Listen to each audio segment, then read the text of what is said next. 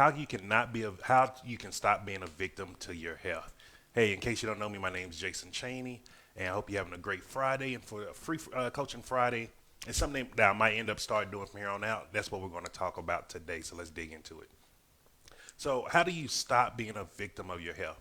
And what I mean by this is, how do you stop feeling like there's nothing that you can do? We all have things that we can do with our health to help improve it. And most of us choose not to take those steps, whether it's because we put that power in our doctor's hand, our friends and family's hand, or even our spouse's hands. But the reality is, only we can take control of our health. We are the only ones that can do it, and it starts with our lifestyle. And because most of us suffer from lifestyle diseases, which is just mean the way we live our life is leading us down a path of sickness, ill health, and not having well being, we can start changing those things just by changing our lifestyle. And so I'm just going to talk about one of the issues that I suffered with, and it was a lifestyle disease, and that was pre-diabetes. Now, even though the truth is I did have full blown diabetes, but because of the way they do the numbers now, I was actually in the category of pre-diabetes. If you're not familiar with it, if you go back to some of the old books, especially old medical books, you'll start seeing that the ranges for numbers for pre-diabetic and diabetic was a lot lower and nowhere near what the numbers are today. And one of the reasons they adjust those numbers is because it keeps people on medication a lot longer. And so it's a business. But not going into that. Hey, how's it going, Mom? But not going into the business side of the health industry. I want to talk about the lifestyle choices that I was making. So for me, I grew up my whole life seeing my grandmother take insulin shots, injections. For me, it was scary because I didn't understand why you would have to inject yourself if your body is supposed to do this naturally. And so, growing up as a kid, I just believed that once you reach a certain age, you are going to automatically start getting diabetes. You're going to get pre-diabetes. You're going to have hypertension, all of these issues that come along with it. And guess what happened? As I was slowly aging, when I was in the military, I remember the day I almost passed out because my blood pressure was so high. After that day, I started seeing that my health was deteriorating, my health was declining, and it was rapidly. And it was till where I woke up when I was about 28 years old, and I was like, damn, I'm still young. Like, I'm not even, 50 years old yet, and I'm already having all these health issues. What could be the problem?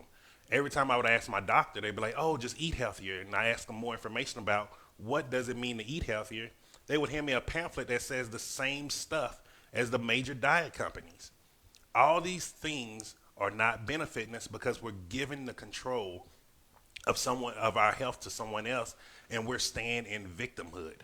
And really think about this. Because I was eating the exact same foods that my grandmother was eating, and I ended up getting the exact same issues that she was having. What are you eating that other people in your family are eating that have the same issues that you're going through? We like to call these things genetic diseases and stuff like that, but the truth is they're actual lifestyle diseases.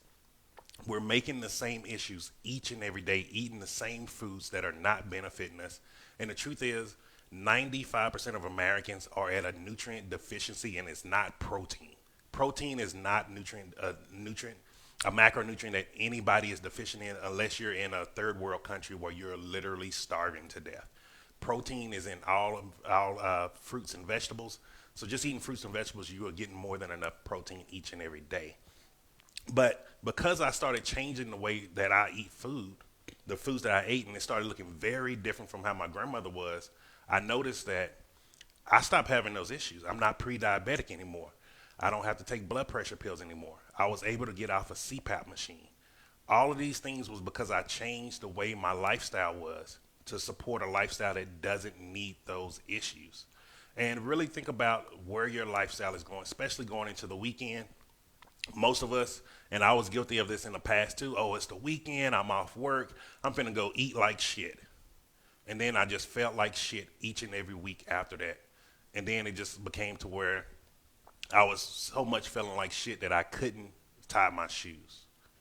That was the lifestyle that I was living. I was living a lifestyle of somebody who was going to get so fat that he couldn't tie his own shoes. And I'm sorry, but for me, that made me feel pathetic. I didn't feel like a husband. I didn't feel like a protector. I didn't feel like a provider. And I don't want any other man to ever have to go through that again, because you can take control of your health, and it doesn't matter what your doctor or anyone else is telling you, even your family telling you. You are in control of your health, because they are not going to eat what you need for you. And they sure as hell not going to take your medicine for you also. And so really think about this. Start actually, especially if you're at another family gathering or something, start looking at how everybody is eating. And start really thinking about it and use this principle. It's the common sense principle. If everybody is eating the same foods and everybody has the same exact issues or a range of them, is it the genetics of your family, or is it the food that you're eating together as a family day in and day out that is causing that issue? So really think about that, and start really thinking about how you can start changing the way you eat. It doesn't mean you have to give up the foods you love. You can still enjoy those foods you love, but you have to know how to swap them out correctly. And if you want to learn more about swapping them out correctly, just click the link up above or below, depending where it is on your video.